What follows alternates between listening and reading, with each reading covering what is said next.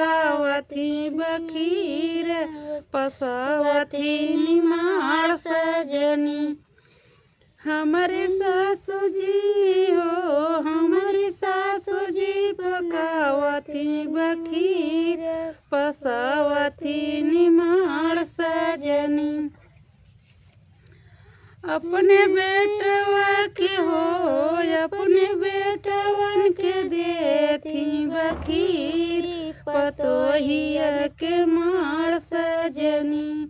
अपने बेटवा के हो अपने बेटवा के देथी बखीर पतोहियन के माड़ सजनी।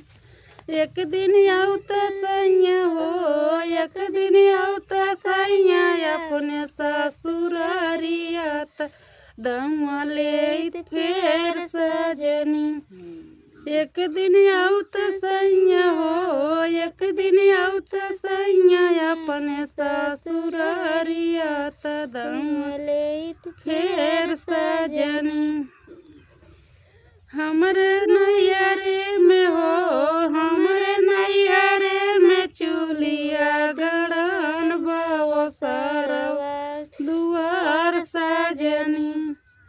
हमारी अम्मा जी हो हमारी माई जी पकावथी बखीर पसावथी निमाड़ सजनी।